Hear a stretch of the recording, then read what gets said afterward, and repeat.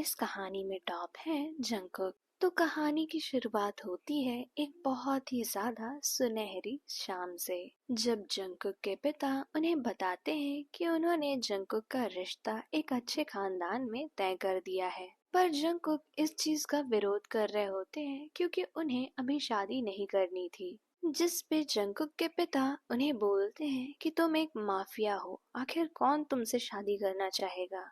पर वो मेरे बचपन के दोस्त हैं और तुम्हें अच्छे से जानते हैं, इसीलिए वो तेयोंग की शादी तुमसे करवाने के लिए मान गए हैं। और मुझे कुछ भी नहीं सुनना है, तुम्हारी शादी हो रही है और तेयोंग से ही होगी, ये मेरा आखिरी फैसला है। और ये बोलकर जंगकुक के पिता वहाँ से चले जाते हैं। इधर जंगकुक अपने रूम में आते हैं थोड़े से गुस्से और फ्रस्ट्रेटेड मूड में, और वो अपनी टाई को नीचे खींचते हैं और वहीं अपनी चेयर पर जाकर बैठ जाते हैं और मन ही मन सोच रहे होते हैं कि अब मैं पूरी जिम्मेदारी निभाऊं या फिर शादी करूं। पर मैं पापा को कितना भी मना कर लूं, वो मानने वाले तो है नहीं। पर मैं अभी शादी के लिए तैयार नहीं हूँ। वो इन्हीं सब कश्मकश में बैठे होते हैं और उधर उनके पिता उनकी पत्नी को बताते हैं कि जंगकुक मान तो नहीं रहा है शादी के लिए, पर मैंने उसे धमकी दे दी है कि तुम्हारी शादी तेयोंग से ही होगी। तो जिस पे उनकी वाइफ बोलती है कि आपको लगता है कि ये चीज काम करेगी।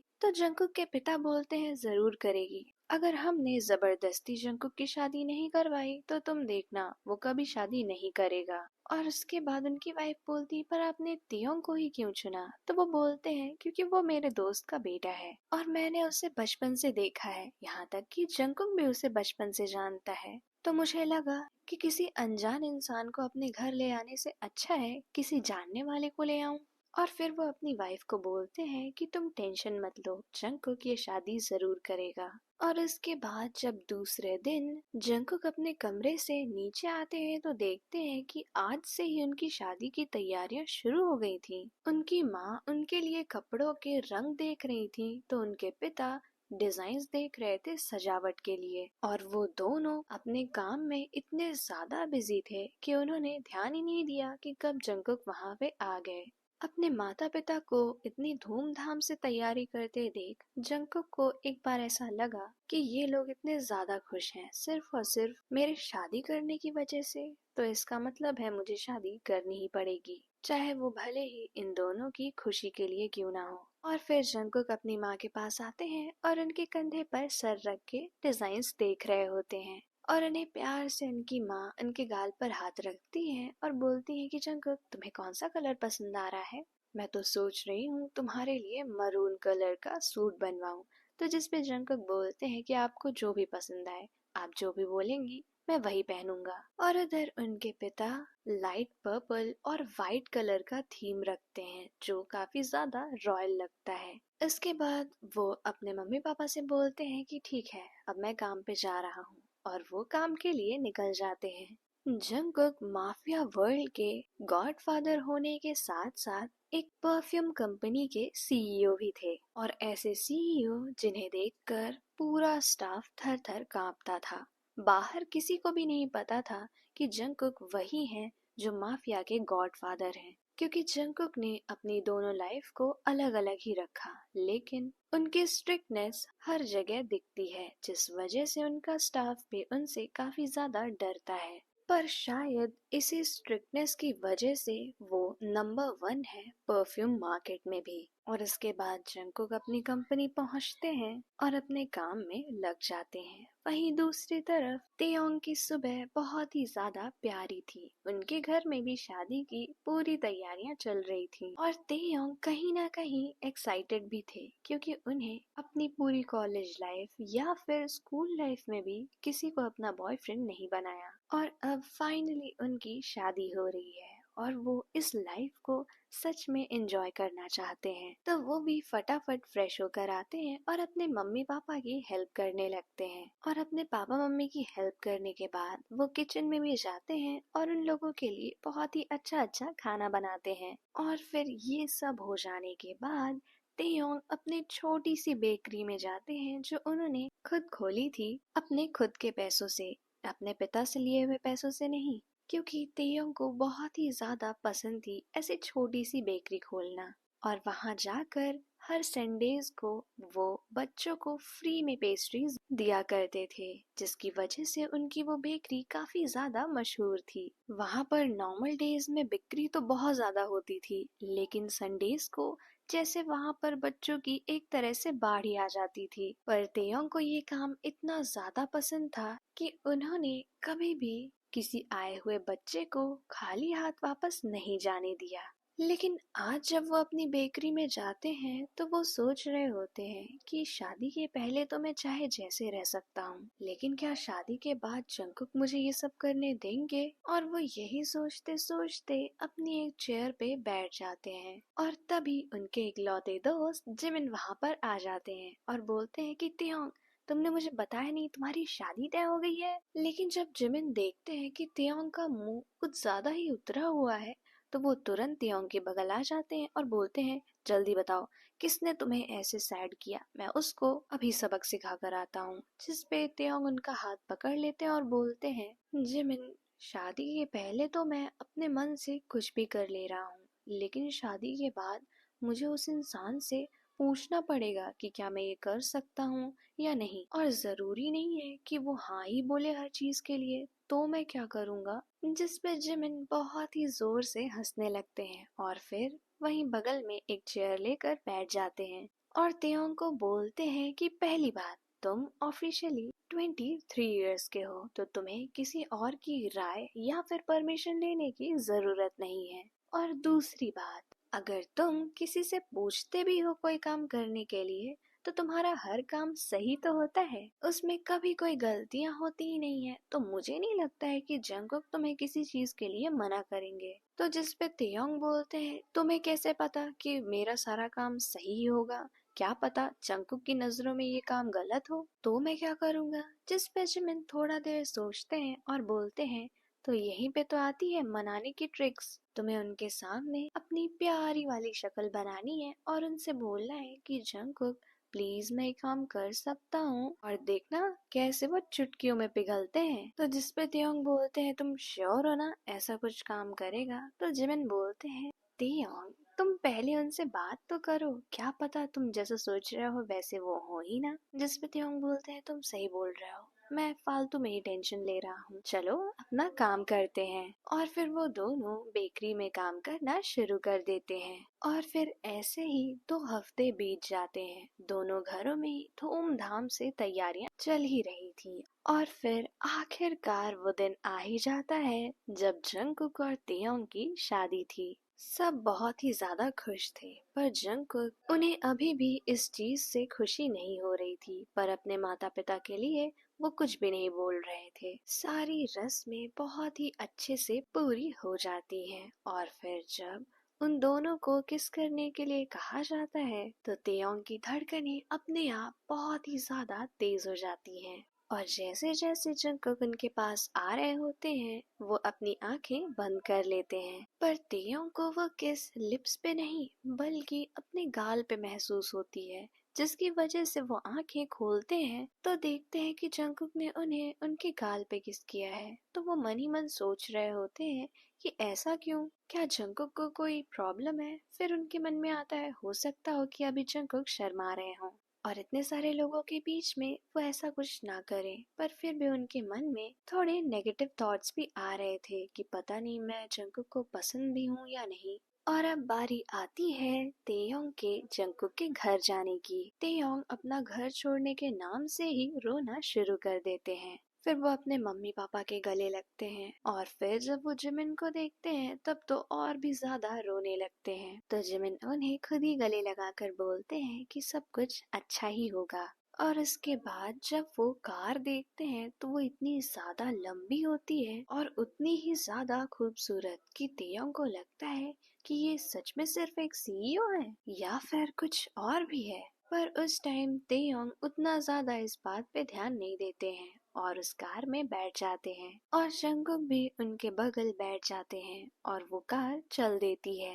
पूरे रास्ते तेयोंग बहुत ही ज्यादा रो रहे होते हैं, पर एक भी बार जंगकुक उन्हें कंफर्ट करने की कोशिश नहीं करते हैं और यहाँ तक कि पूरा रास्ता बीत जाता है पर जंगकुक तेयोंग से एक भी बार बात नहीं करते हैं। और उसके बाद जंगकुक का घर आता है और तेयोंग गाड़ी से उतरते हैं तो वो किसी महल से कम नहीं लग रहा था। फिर जंगकुक और तेयोंग एक साथ दरवाजे पर खड़े होते हैं और इसके बाद उनको वेलकम किया जाता है और जंगकुक के सभी घर वाले एक एक करके तेयोंग से मिलते हैं। सब बहुत ही ज्यादा खुश थे, पर तेयोंग को जंगकुक एक भी बार खुश नहीं दिखाई दिए। वो जितनी बार अपने मन को मनाने की कोशिश करते कि नहीं जंगकुक खुश होंगे, हो सकता हो वो खुशी जाहिर ना कर सकते हों, उतनी बार उनके मन में नेगेटिव थॉट्स आते कि अगर खुश होते तो एक बार तो स्माइल दिखती, इनकी तो स्माइल ही नहीं दिख रही है। इसके बाद जंगकुक की माँ यानी कि तेयोंग की मदर इन लॉ तेयोंग को बताती हैं कि अभी कुछ ही देर में हमारे यहाँ पे भी रिसेप्शन है, तो तुम्हें तैयार होना होगा और आज की रात तुम्हारे लिए बहुत ही ज्यादा थकाने वाली होगी, क्योंकि तुम्हें सभी के सभी गेस्ट से मिलना है, उनसे बातें करती रहनी है और उसके बाद जब वो सब चले जाएंगे तब जाकर कहीं तुम्हें आराम मिलेगा। जिस पे तेयोंग हंसकर बोलते हैं, आप चिंता मत करिए, मैं सभी गेस्ट को बहुत ही ज्यादा अच्छे से हैंडल करूंगा। उसके बाद जंगकुक की माँ जंगकुक से बोलती है कि तेयोंग को अपने रूम में ले जाओ, उसको थोड़ी देर आराम करने दो ताकि वो शाम की पार्टी के लिए अच्छे से तैयार हो सके। उसके बाद जंगकुक बिना कुछ कहे बस ऊपर की तरफ चलने लगते हैं और उन्हें देखकर तेयोंग भी पीछे पीछे जाने लगते हैं। और इसके बाद जंगकुक एक रूम में जाते हैं और तेयोंग भी उसी रूम में चले जाते हैं और जब वो रूम देखते हैं तो वो बहुत ही ज्यादा खूबसूरत होता है। उसमें सारी चीजें एकदम सिस्टमैटिक लगी हुई थी और एक बहुत ही ज्यादा मीठी सी खुशबू भी आ रही थी। और फिर पहली बार जंगकुक तेयोंग से बोलते हैं कि वो वाली अलमारी तुम्हारी है और बेड का दूसरा वाला साइड तुम्हारा है। और उसके बाद तेयोंग बोलते हैं कि ये रूम तुम्हारा है, ये तो बहुत सुंदर है, क्या तुमने इसे ऐसे रखा है? पर फिर से जंगकुक बात करना बंद कर देते हैं। पर तेयोंग इस बात पे ज्यादा ध्यान ना देते हुए बेड पर जाकर लेटते हैं और थोड़ी देर आराम करते हैं। और इसके बाद वो उठते हैं तो देखते हैं कि जंगकुक यहाँ पर कहीं नहीं है, तो उन्हें लगता है हो सकता हो जंगकुक कुछ काम कर रहे हों। और बात तो सही थी, जंगकुक अपनी माफिया वाली रिस्पॉन्सिबिलिटी को संभाल रहे थे। उन्हें एक इंसान मिला था जो उन्हें बहुत ही ज्यादा टाइम से धोखा दे रहा था, तो वो कॉल पर अपने आदमी को बोल रहे होते हैं कि उसे बंदी बना कर रखो, मैं ये सारी चीजें निपटा कर जल्दी आता हूँ। तो जिस पे सामने वाला इंसान बोलता है लेकिन आज तो आपकी शादी हुई है ना, तो जिस पे जंगकुक बोलते हैं कि हाँ आज तो मेरी शादी हुई है, तो तुम लोग एक काम करो, उससे चीजें उगलवाने की कोशिश करो, मैं सुबह जल्दी ही आऊंगा। और इसके बाद वो फोन कट कर देते हैं। इधर तेयोंग फ्रेश होते हैं और एक अच्छा सा सूट पहनकर रेडी होते हैं और जब वो अपने रूम से बाहर निकल रहे होते हैं तो देखते हैं कि जंगकुक ब्लैक कलर का सूट पहने हुए हैं जिसमें वो बहुत ही ज्यादा हैंडसम लग रहे हैं और वो ऑलरेडी सभी गेस्ट के साथ हैं। जिस पे तेयोंग भागते हुए नीचे जाते हैं और फिर जंगकुक के पास जाकर बोलते हैं कि तुम्हें एक बार बताना तो चाहिए था कि पार्टी इतनी जल्दी शुरू हो गई है, मुझे लगा मैं आराम से तैयार हो सकता हूँ। जिस पे जंगकुक ने ये दूसरी बार तेयोंग से बात की कि कोई बात नहीं, मैं संभाल रहा था। और उसके बाद वो दोनों बिजी हो जाते हैं सभी गेस्ट से बात करने में और उन्हें अच्छी अच्छी चीजें खिलाने पिलाने में। उन दोनों को एक साथ ऐसे काम करते हुए देखकर जंगकुक के माता पिता काफी ज्यादा खुश होते हैं और जंगकुक की माँ अपने पति से बोल रही होती है कि आपने सही कहा था, जंगकुक हमारे लिए जरूर शादी कर लेगा। जिसपे वो बोलते हैं मैंने कहा था तुम्हें, ये हमारा प्लान जरूर कामयाब होगा। उसके बाद पार्टी खत्म होने में करीबन 12 बज जाते हैं और सारी चीजें समेट कर अच्छे से रखने के बाद जब जंगकुक और तेयोंग अपने रूम में आते हैं तो 1 बज चुके थे। जैसे जैसे तेयोंग कमरे के अंदर जा रहे होते हैं उनकी धड़कन और भी ज्यादा तेज हो जाती है और फिर फ्लैशबैक दिखाता है उनकी बेकरी में जब जिमिन उन्हें बता रहे थे कि शादी की पहली रात को क्या क्या होता है। और फ्लैशबैक खत्म होता है और तेयोंग शर्मा रहे होते हैं, लेकिन इसके पहले तेयोंग कुछ और सोचते जंगकुक उन्हें बोलते हैं तुम्हें शर्माने की कोई भी जरूरत नहीं है क्योंकि मैं कुछ भी नहीं करूँगा, ये शादी सिर्फ और सिर्फ मैंने अपने मम्मी पापा की खुशी के लिए की है, इसमें मेरी कोई भी सहमति नहीं थी। और ये सुनने के बाद तेयोंग पूरी तरीके से टूट जाते हैं। इतने देर से जो उनके अंदर नेगेटिव थॉट्स आ रहे थे कि शायद जंगकुक उन्हें पसंद नहीं करते हैं, वो सच निकले। पर तेयोंग बोलते हैं कि अगर तुम्हें ये शादी नहीं करनी चाहिए थी तो तुम्हें बताना तो चाहिए था, एक बार मुझसे ही बात कर लेते। जिस पे जंगकुक बोलते हैं, मैं जानता था कि मेरे माता पिता ये शादी जरूर से जरूर करवाएंगे। तो तेयोंग बोलते हैं, तो अब क्या क्या हम ऐसे ही रहने वाले हैं हमेशा के लिए? जिस पे जंगकुक बोलते हैं, नहीं, तुम मेरे साथ कुछ टाइम के लिए कॉन्ट्रैक्ट कर लो। तो तेयोंग बोलते हैं, कैसा कॉन्ट्रैक्ट? तो जंगकुक बोलते हैं, यही कि हम 6 महीने तक शादीशुदा कपल की तरह रहेंगे, मैं तुम्हें सारे खर्चे दूंगा, पर हम कभी इंटीमेट नहीं होंगे, ना ही एक दूसरे की पर्सनल लाइफ में कोई भी दखल देंगे। तो तियोंग बोलते हैं, और 6 महीने बाद क्या? जंगकुक बोलते हैं, डिवोर्स, और क्या? मैं ऐसा बोल दूंगा कि मैंने आपकी वजह से शादी तो की, पर मैं ये शादी चला नहीं पा रहा हूँ, और तब तो मेरे माता पिता भी इस चीज को मना नहीं कर पाएंगे। और तेयोंग के लिए ये इतना ज्यादा झटके की बात थी कि वो वहीं पर बैठ जाते हैं और सोच रहे होते हैं कि मेरे सारे सपने जो मैं शादी के बाद पूरे करना चाहता था, वो अब कभी नहीं पूरे होने वाले हैं, क्योंकि ये तो मेरे साथ एक कॉन्ट्रैक्ट करना चाहता है। फिर तेयोंग खड़े होते हैं और जंगकुक से बोलते हैं, मुझे कुछ टाइम चाहिए और फिर मैं तुम्हें बता दूंगा कि मैं इस बारे में क्या सोचता हूँ। जिसपे जंगकुक बोलते हैं, ठीक है, तुम अपना टाइम ले सकते हो, और बेड पे जाते हैं और अपने साइड लेट जाते हैं। और जब तेयोंग देखते हैं कि जंगकुक को सच में कोई फर्क नहीं पड़ रहा है, तो उनकी आंखों से अपने आप ही आंसू आने लगते हैं, और फिर रोते रोते वो बैल्कनी में जाते हैं और जिमिन को फोन करते हैं। तेयोंग को लगा था कि जिमिन सो रहे होंगे, पर जिमिन एक रिंग में ही फोन उठा लेते हैं, और फोन उठाते ही बोलते हैं कि किस चीज की जरूरत पड़ गई जो तुमने मुझे कॉल किया। पर जब वो तेयोंग को रोते हुए सुनते हैं, तो तुरंत ही वो भी परेशान हो जाते हैं और बोलते हैं, क्या हुआ? जंगकुक ने कुछ खराब किया क्या? उसने तुम्हें डांट दिया क्या? जिस पे तेयोंग बोल नहीं पा रहे होते हैं, तो जिमिन उन्हें बोलते हैं कि तेयोंग, पहले शांत हो जाओ तुम, और मुझे बताओ तो कि आखिर बात क्या हुई है।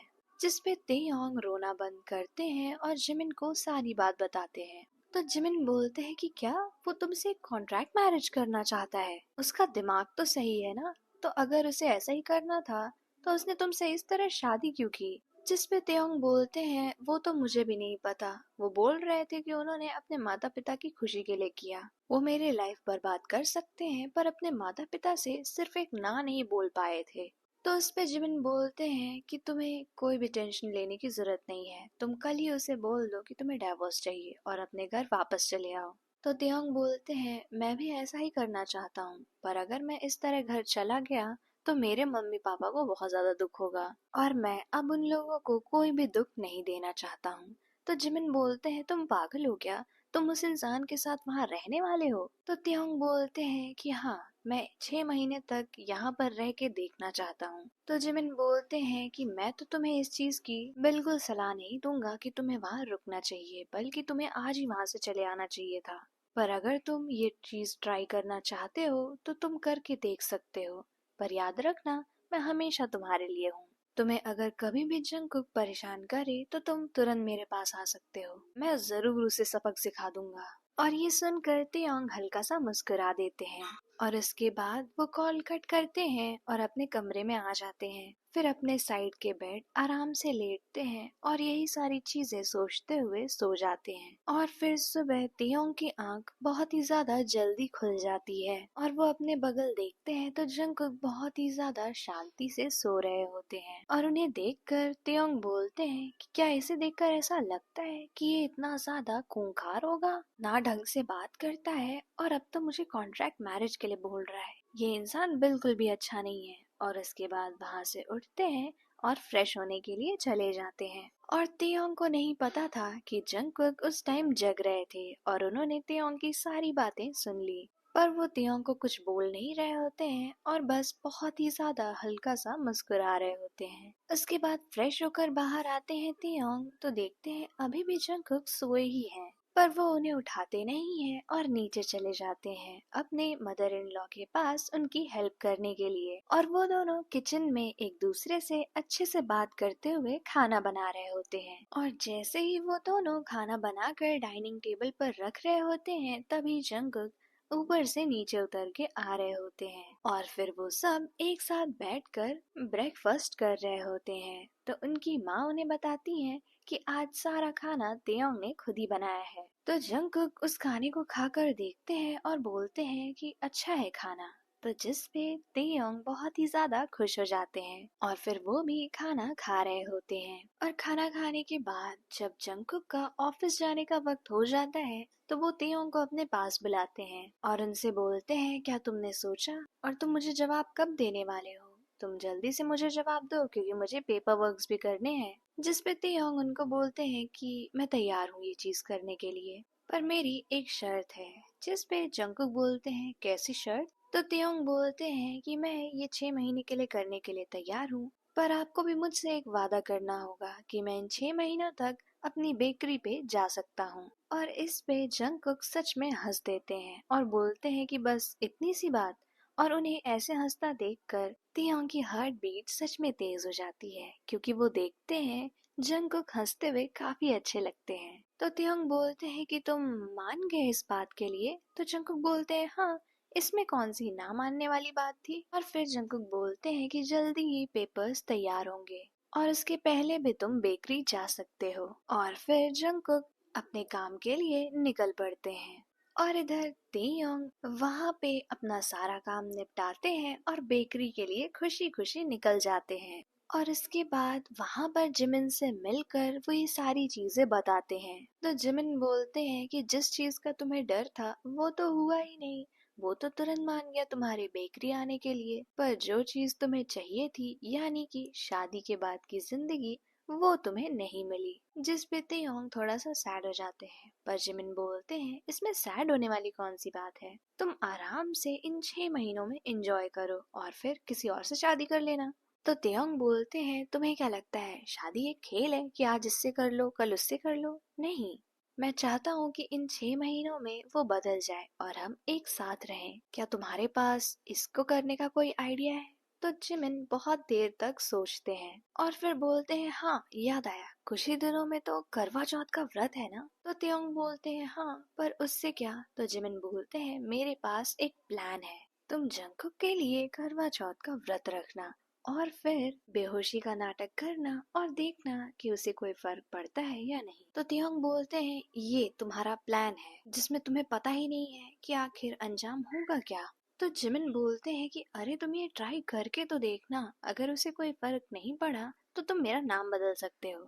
तो उस पे तेयोंग बोलते हैं जिमिन के अलावा तुम्हारा नाम क्या रखा जा सकता है? तो जिमिन बोलते हैं कि अरे अरे आराम से अपना समय लो और मेरे लिए नया अच्छा सा नाम ढूंढना। तो उस पे तेयोंग बोलते हैं इसका मतलब तुम्हें भरोसा नहीं है कि तुम्हारा प्लान कामयाब होगा? जिस पे जिमिन बोलते हैं अरे ऐसी बात नहीं है, तुम बस जैसा मैं कहूँ वैसा ही करना। और उसके बाद वो दोनों वहाँ पर काम करने लगते हैं और उसके बाद रात होती है और तेयोंग अपने घर वापस आते हैं। और जब वो अपने रूम में आते हैं तो वहाँ जंगकुक पहले से ही थे। फिर वो तेयोंग को बोलते हैं कि पेपर वर्क्स हो चुके हैं, तुम्हें बस उस पे साइन करना है। तो तेयोंग बोलते हैं इतनी जल्दी तुमने एक दिन में सारे पेपर्स बनवा भी लिए? और फिर वहीं पर बेड पे वो पेपर्स रखे थे और उसे तेयोंग उठाकर पढ़ते हैं। तो उसमें सारी चीजें वैसी ही लिखी थी जैसे कि जंगकुक ने उन्हें बताया था। तो वो उस पे साइन कर देते हैं और उसे जंगकुक को दे देते हैं और उसके बाद बेड की तरफ जा रहे होते हैं तब जंगकुक उन्हें रोक कर बोलते हैं लेकिन तुम्हें एक वादा करना होगा। तो तियोंग बोलते हैं कैसा वादा? तो जंगकुक बोलते हैं कि तुम इस बारे में हमारे मम्मी पापा को नहीं बता सकते हो, ना ही अपने मम्मी पापा को। तो जिस पे तियोंग बोलते हैं हाँ हाँ ये चीज मैं जानता हूँ, मैं किसी को नहीं बताऊंगा। हाँ पर मैंने ये जिमिन को बता रखी है। तो जिस पे जंगकुक बोलते हैं इतनी जल्दी बता दी तुमने? तो तियोंग थोड़ा सा एम्बेरस होकर बोलते हैं कि वो मेरे पेट में कोई भी बात बचती नहीं है तो मैं तुरंत जिमिन को बता देता हूँ। तो जंगकुक बोलते हैं ठीक है, पर मम्मी पापा के सामने हम एक बहुत ही अच्छे कपल होने का नाटक करेंगे ताकि उन्हें हम पे कभी भी शक ना हो। तो उस पे तेयोंग हाँ बोलते हैं और उसके दूसरे दिन से ही वो दोनों ये नाटक शुरू कर देते हैं। जब वो सब लोगों के साथ होते तो एक दूसरे से अच्छे से बात करते। उन दोनों को अगर कोई काम साथ में करने बोला जाता तो वो दोनों वो काम एक साथ ही करते। जंगकुक तेयोंग को बाहर घुमाने भी ले जाते और उन्हें खूब सारी शॉपिंग भी करवाते। पर जब वो दोनों एक कमरे में होते तो वो एक दूसरे की लाइफ में बिल्कुल भी इंटरफेयर नहीं करते। और ऐसे ही अगले 3 महीने बीत जाते हैं। तेयोंग अपनी तरफ से पूरी कोशिश कर रहे थे कि वो इस शादी को 6 महीने नहीं बल्कि जन्मों जन्म तक चला सकें। वो जंगकुक के कपड़े प्रेस करके रखते, उनके लिए अच्छा अच्छा खाना बनाते,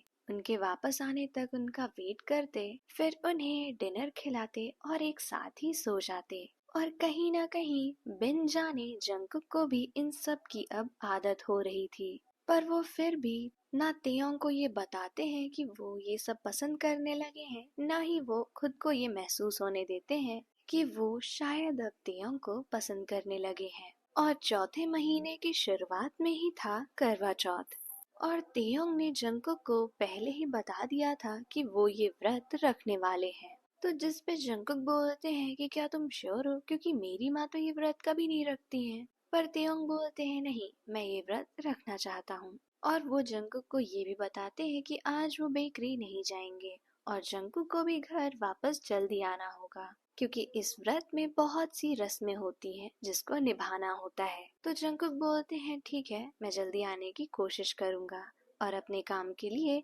निकल जाते हैं। और रास्ते में जाते हुए जंगकुक सोच रहे होते हैं कि इसका मतलब आज मुझे तेयोंग को कुछ गिफ्ट भी देना होगा। और फिर ऑफिस पहुंचकर वो अपने असिस्टेंट से पूछते हैं कि आज क्या गिफ्ट दिया जा सकता है। तो जिस पे असिस्टेंट बोलते हैं कि आप बहुत सारे गिफ्ट्स दे सकते हैं, जैसे कोई ज्वेलरी, कोई कपड़ा या फिर कोई अलग सी चीज जो तेयोंग सर को पसंद हो। जिस पे जंगकुक सोच रहे होते हैं कि मैंने आज तक तो उससे पूछा ही नहीं कि उसे क्या पसंद है क्या नहीं, पर उसे मेरी पसंद नापसंद के बारे में सब कुछ पता है। मैं क्या खाता हूँ, क्या पहनता हूँ, यहाँ तक कि क्या पढ़ता हूँ। और फिर जंगकुक अपने आप जाते हैं एक ज्वेलरी शॉप में और वहाँ पर बहुत सारी ज्वेलरीज देखते हैं, पर उन्हें कोई भी पसंद नहीं आती है। फिर वो वहाँ से बाहर जाते हैं और कपड़ों की दुकान में जाते हैं, पर कपड़ों में भी उन्हें कुछ भी समझ नहीं आ रहा था कि तेयोंग को क्या पसंद आएगा।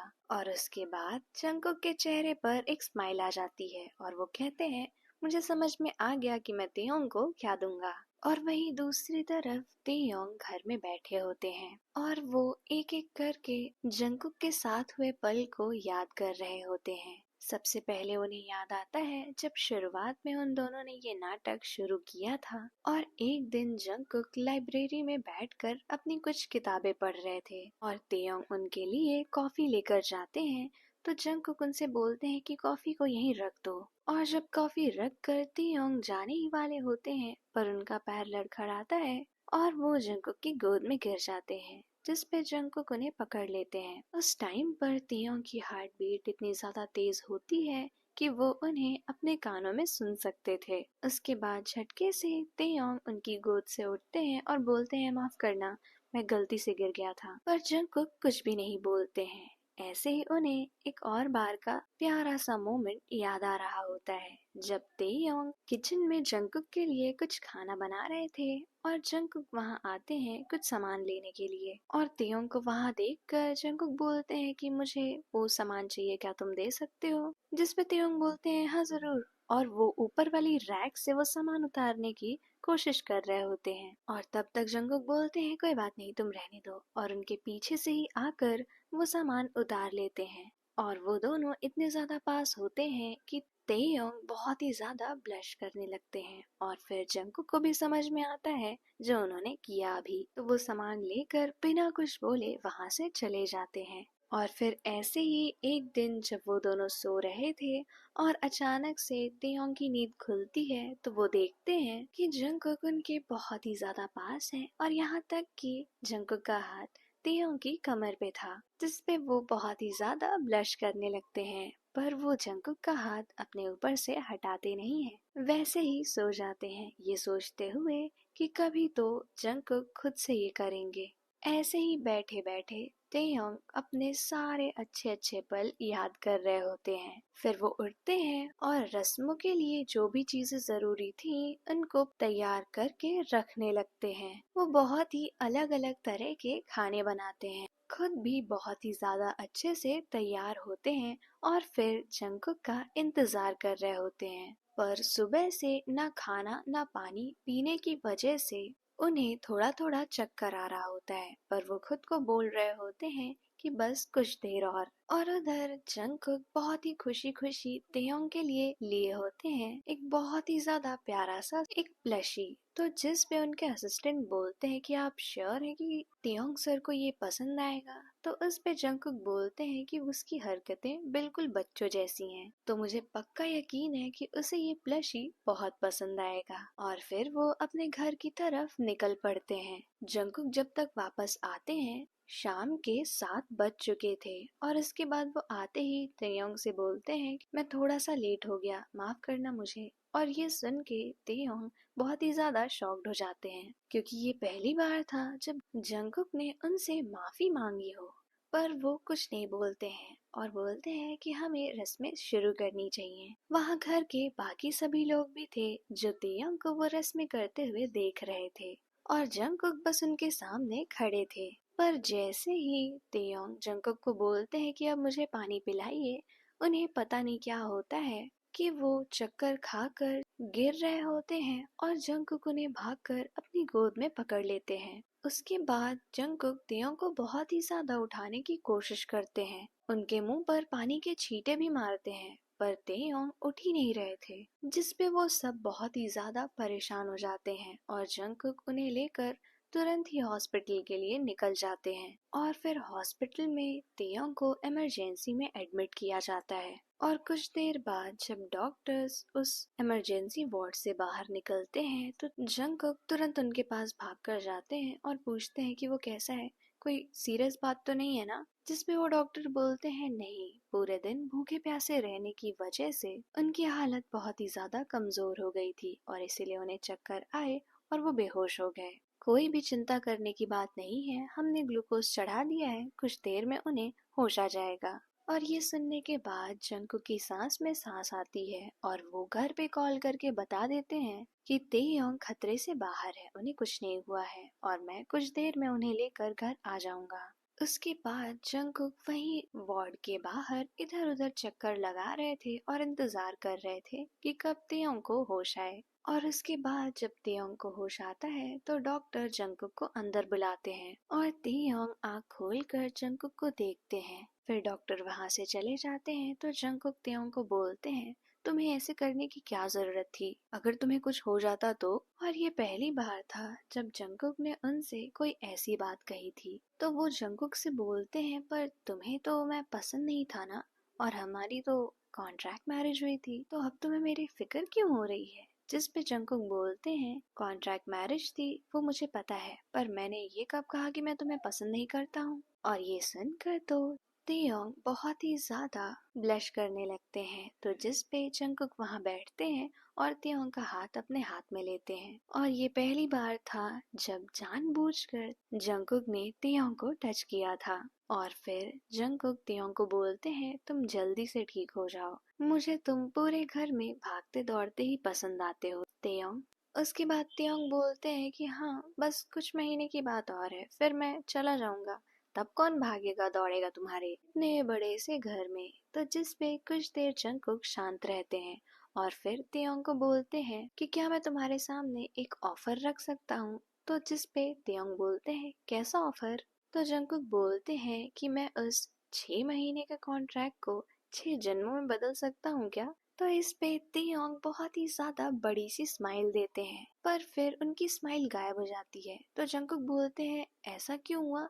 तो उस पे तेयोंग पूछते हैं सिर्फ 6 जन्म क्यों, 7 जन्म होते हैं ना।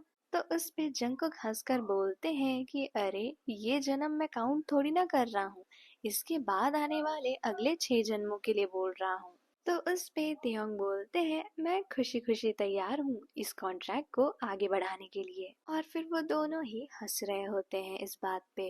और उसके बाद जंगकुक हॉस्पिटल की सारी फॉर्मेलिटीज पूरी करते हैं और कुछ 1-2 घंटे बाद तेयोंग को लेकर वापस घर जा रहे होते हैं। आज रास्ते में भी उन्होंने तेयोंग का हाथ पकड़ा हुआ था, जिस पे तेयोंग ब्लश तो कर रहे थे पर उन्हें अच्छा भी लग रहा था। और घर पहुंचने पे सब बहुत ही ज्यादा तेयोंग की देखभाल करने लगते हैं। कोई उनके लिए फ्रूट्स काट के ले आता है, कोई उन्हें पानी पिला रहा होता है, तो कोई खाना खिला रहा होता है, जिसे देखकर जंगकुक मुस्कुरा रहे होते हैं और मन ही मन सोच रहे होते हैं कि भले ही हमारी शादी किन्हीं हालातों में हुई हो, पर अब यही है जो मेरे साथ रहेगा हमेशा। और फिर जंगकुक सबको बोलते हैं कि बहुत हुआ, अब उसे आराम करने दीजिए, और सबको बोलते हैं कि आप लोग अपने कमरे में जाइए। जिस पे उनके मम्मी पापा ऐसा ही करते हैं और अपने रूम में चले जाते हैं। और तियोंग भी उठ रहे होते हैं अपने रूम में आने के लिए, तो जंगकुक बोलते हैं तुम्हें मैंने कब कहा उठने के लिए।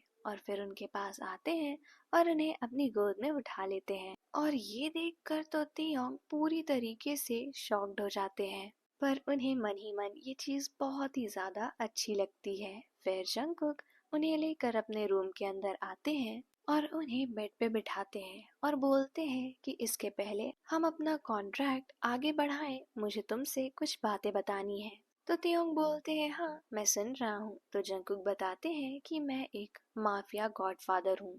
तो इसे सुनकर तियोंग बहुत ही जोर जोर से हंसने लगते हैं और बोलते हैं कि मैं भी एक माफिया गॉडफादर हूँ, और बहुत ही ज्यादा हंस रहे होते हैं। जिसपे जंगकुक बोलते हैं मैं सीरियस हूँ तियोंग, मैं सच में एक माफिया गॉडफादर हूँ और पूरी माफिया वर्ल्ड मुझसे थर थर कांपती है। और जब तियोंग देखते हैं कि जंगकुक के एक्सप्रेशन कुछ ज्यादा ही सीरियस हैं, तो वो हंसना बंद कर देते हैं और फिर से पूछते हैं कि तुम सच बोल रहे हो ना। तो जंगकुक बोलते हैं कि हाँ मैं सच बोल रहा हूँ, और इसी वजह से मैं किसी से शादी नहीं करना चाहता था ताकि उसकी जिंदगी मेरी वजह से खराब ना हो। पर मेरे माता पिता मेरे पीछे पड़े थे, इसलिए मैंने शादी के लिए हाँ किया। पर अब मुझे खुशी है कि मैंने इस शादी के लिए हाँ किया था। तो जिस पे तेयोंग बोलते हैं कि और भी कुछ है क्या जो तुम मुझे बताना चाहते हो। तो जंगकुक बोलते हैं नहीं, मुझे बस यही बताना था कि मैं एक माफिया गॉडफादर हूँ, और उस तरह से तो मैं बहुत ही ज्यादा खतरनाक इंसान हूँ। पर तुम्हें मुझसे डरने की कोई जरूरत नहीं है, क्योंकि मैं तुम्हें कभी भी कोई नुकसान नहीं पहुँचाऊंगा।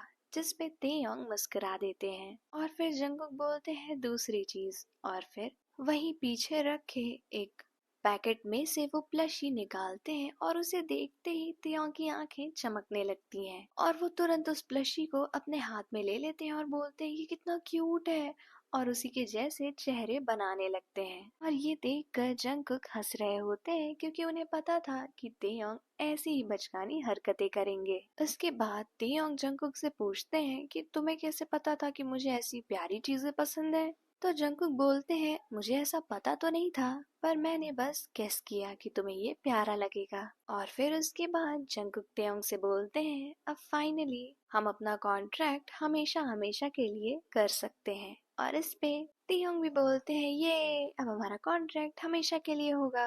और उसके बाद जंगकुक तेयोंग का हाथ अपने हाथ में लेते हैं और उन्हें बहुत ही ज्यादा प्यार से देख रहे होते हैं। फिर धीरे से उनके गाल पे अपना हाथ रखते हैं और उन्हें प्यारी सी किस करते हैं। ये किस तेयोंग की पहली किस थी। इसकी वजह से उनकी पूरी बॉडी में इतनी ज्यादा सेंसेशंस होती हैं कि उन्हें कुछ और समझ नहीं आ रहा था। उसके बाद जंगकुक तेयोंग के और पास आते हैं और उन्हें अपनी गोद में बिठा लेते हैं और फिर धीरे धीरे किस कर रहे होते हैं। और तभी तेयोंग का फोन बजने लगता है। तो तेयोंग उस फोन को उठाने ही वाले होते हैं, पर जंगकुक उस फोन को उनसे ले लेते हैं और उसे दूर फेंक देते हैं बेड पे, और उन्हें वैसे ही किस करने लगते हैं। और फिर धीरे धीरे वो किस और भी ज्यादा डीप और पैशनेट होने लगती है। आज उन दोनों को ये ध्यान नहीं था कि उनके आसपास क्या हो रहा है, वो बस एक दूसरे में खो रहे थे।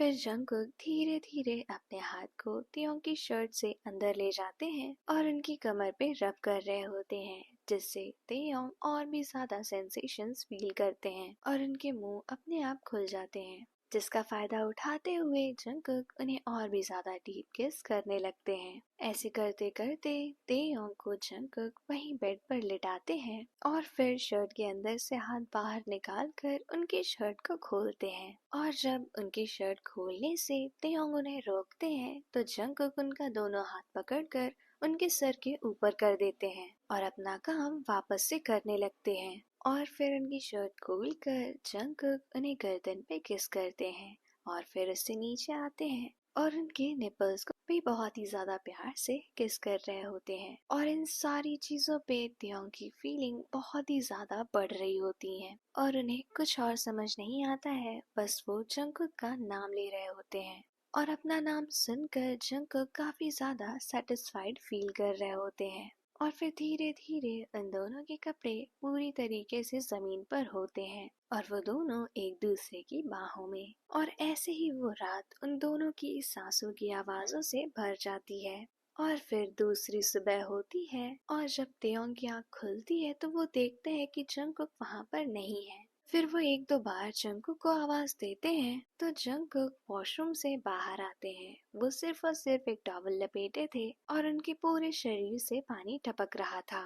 और इसके बाद तेयोंग उठने की कोशिश करते हैं पर उन्हें बहुत ही ज्यादा दर्द हो रहा था। तो जंगकुक बोलते हैं कि तुम्हें क्या चाहिए, मैं कर देता हूँ, तुम अभी इतनी जल्दी उठो मत वरना तुम्हें ज्यादा दर्द होगा जो भी कल रात हमने किया था उस वजह से। और ये सुनकर तेयोंग काफी ज्यादा ब्लश करने लगते हैं। उसके बाद जंगकुक उन्हें खुद से गोद में उठाते हैं और वॉशरूम तक छोड़ के आते हैं। और जब तेयोंग नहा धोकर फ्रेश हो जाते हैं तो जंगकुक इन्हें वापस से बाहर लेके आते हैं। और तब तक जिमिन का कॉल आता है तो वो कहते हैं कि अब मत कट करना कॉल। तो जिस पे जंगकुक बोलते हैं कॉल तो मैं कभी भी कट कर सकता हूँ और उन्हें परेशान कर रहे होते हैं, लेकिन तेयोंग उनसे दूर जाकर वो कॉल उठा लेते हैं और फिर जिमिन से बात कर रहे होते हैं।